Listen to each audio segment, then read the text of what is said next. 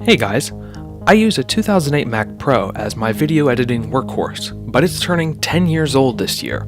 So today I thought we'd take a little look at how it's holding up.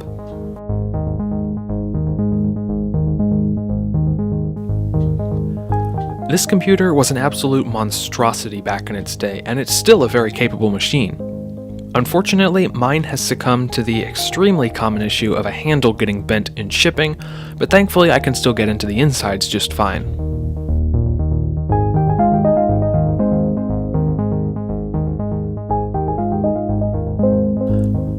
On the front, we've got a power button, a headphone jack, two USB 2.0 ports, as well as FireWire 4 and 800, and a bit higher up we'll find the dual DVD drives.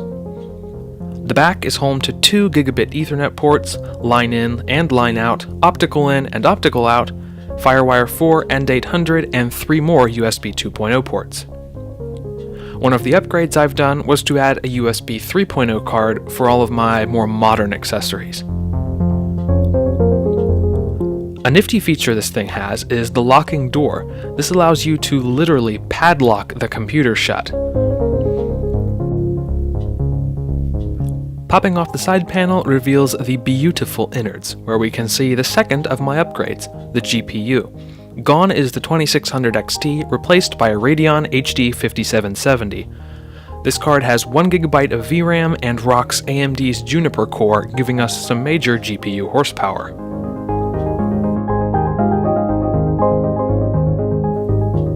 The next upgrade is the RAM, and that is placed in these riser cards.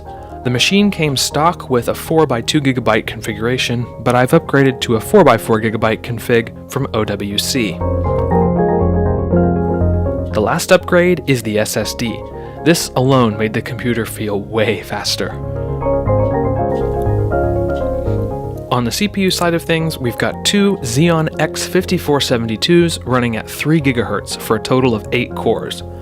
Now to test those cores, we've got the 64-bit version of Geekbench 4, and the baseline for this test is a Core i7-6600, and that gets a score of 4000. And the results are in. 1980 on the single core score, and 10,487 on the multi-core score. That's not bad even by today's standards, and to put it in perspective, here's the score of Apple's latest 8-core iMac Pro. As you can see, our Mac is about as third as powerful, but only costs 6% as much. Now to test out that GPU. First up is Cinebench. This test ran perfectly fine, and we've got a score of 42 frames per second.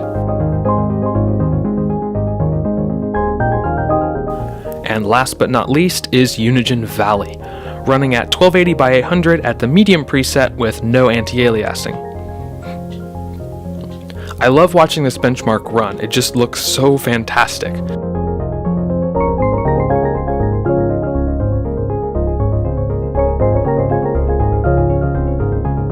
And the Radeon pulls it off without a hitch, getting a score of 39 average FPS. So if you turn the settings down a bit, you can definitely do some gaming with this thing.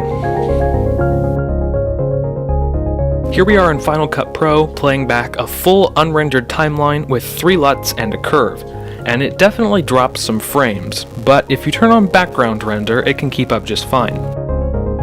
Any lighter weight tasks like word processing or email or web browsing all work absolutely flawlessly. This Mac Pro just breezes through them like it's nothing.